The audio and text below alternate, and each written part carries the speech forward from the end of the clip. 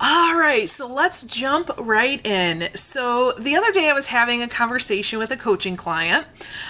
She has said it's okay for me to share her story, just not her name.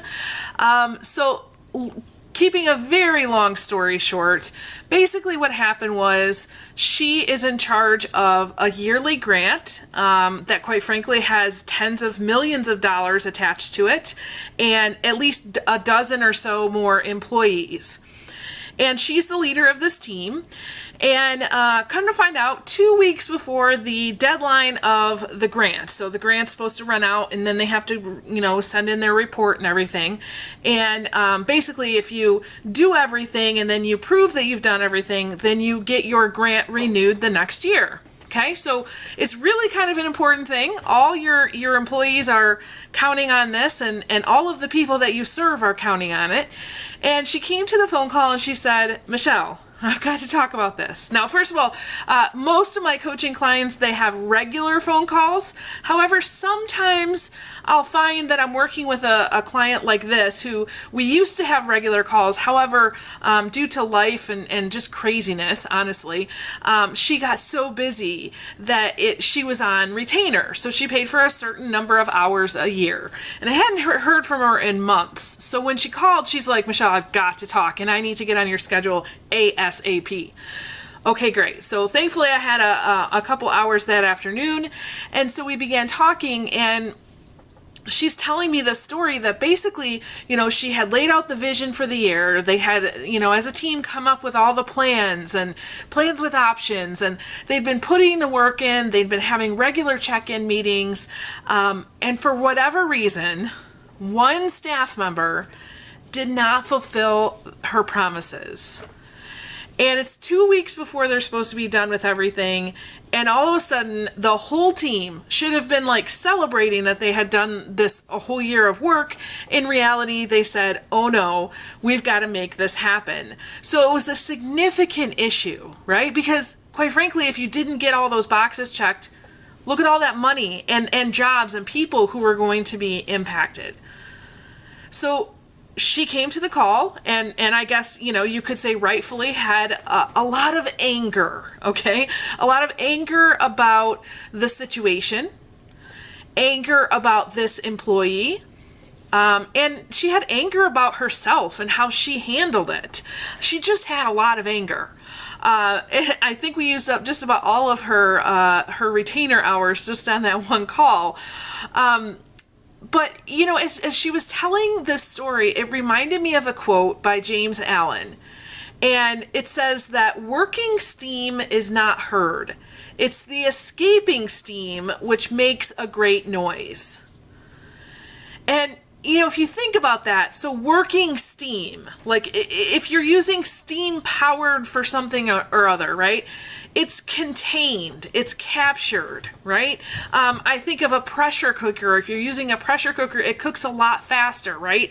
That steam and that pressure cooks it. You can move forward faster, right?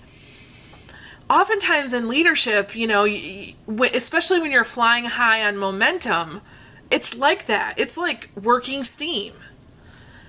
However, sometimes there's a crack in the system, right? And there's escaping steam. Now that escaping steam can do a lot of damage, okay? That's much like anger, okay? How do you handle escaping anger, especially when you're working with other people? So your leadership might be in the home where you're a parent. Your leadership could be out in the community. Maybe you volunteer for a nonprofit, or maybe your leadership is, in your workplace. But, the one thing I know is that if you've worked with people for any length of time, I'm just going to take a wild guess here and say you've probably been angry at some point, right? So how do you handle that? Well, I really think that there's 3 major ways that you can handle it. Well, first of all is to acknowledge that you have this anger. If you deny that you're angry or ignore it, guess what? Just like the pressure cooker that has no safety valve on it, pretty soon that pressure is going to be so great it could explode. Okay, so if you don't acknowledge that you actually have that feeling and then begin to do something with it, you're going to do more damage to you. First of all, it's going to affect your health. But secondly, that kind of anger that has been boiling for a while, that only tends to come out in certain situations that either have nothing to do with the previous problem or issue, or it comes out in a way that you do harm to yourself or to somebody else. So acknowledge that you have anger about it. Come up with a safety valve, okay? So, if you've got this great amount of steam and anger, come up with just a little tiny safety valve that can let a little bit of it off. So some things that I think of are, calling a colleague or a mentor that hey, I know this person, they've been through this before. Let me just share this with you, okay? Whether they give you tips or tools or not, it just helps sometimes just to say, okay, this happened. Am I crazy? Okay? Or this happened. Has this happened to you? Another thing is just to reach out to somebody. Maybe they don't have, any tips or tools or strategies to share with you, but they're just a good listening ear. Or maybe you need to do something physical, like going for a walk. Something that's going to allow some of that energy to pass through your body. Okay? And then the third thing I think is, how can you transform that anger? So rather than getting stuck in that anger of like, oh, I'm so mad at that jerk, right?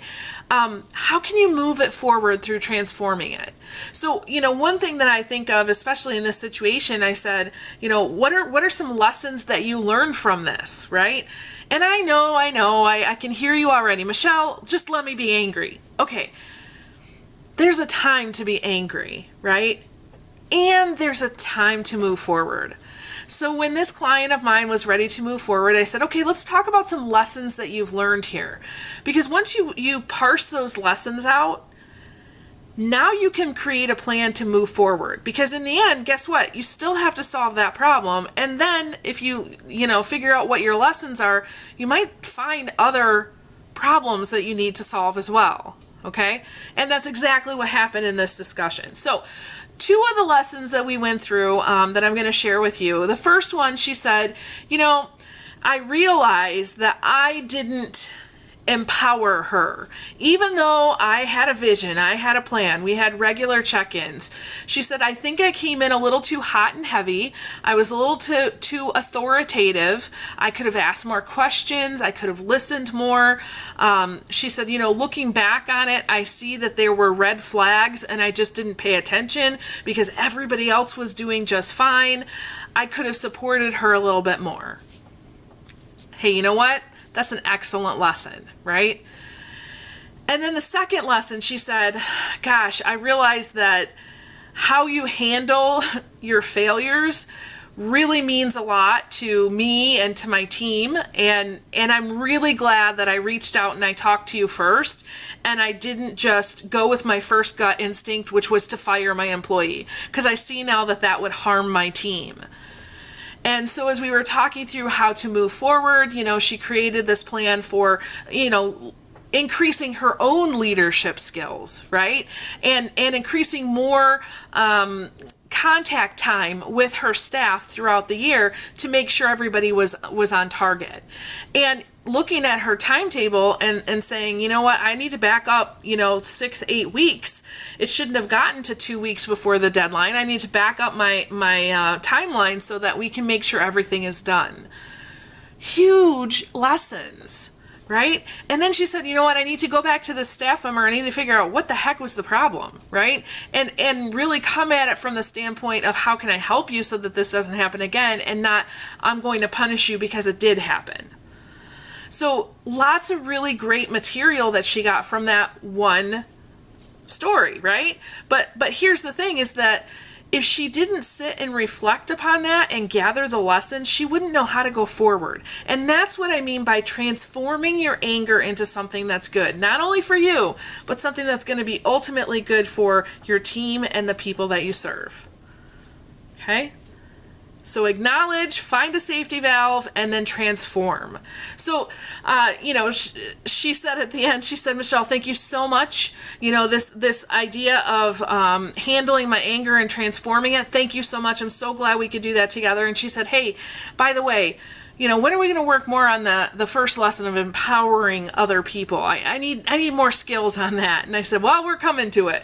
And thankfully, she's a member of our Empowered Leaders group, so she gets access to lessons like that as well. So, hey, listen, today, if you sign up for the Empowered Leaders program by midnight tonight, you are going to get some amazing bonuses. So one bonus is that you get a free DISC report.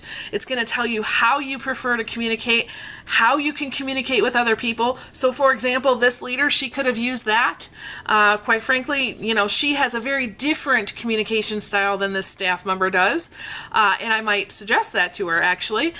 So you'll get that DISC report. You'll also get a half-hour coaching call with me where we can go over your individual report and create a growth plan for you.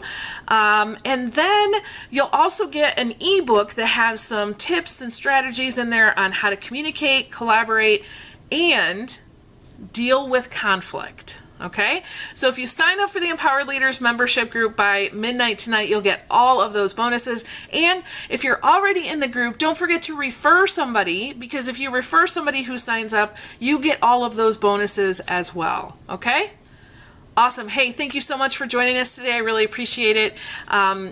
With that, I release you into the wild. Go forth and prosper. Have an amazing day. We'll catch you next time. All right. Bye-bye.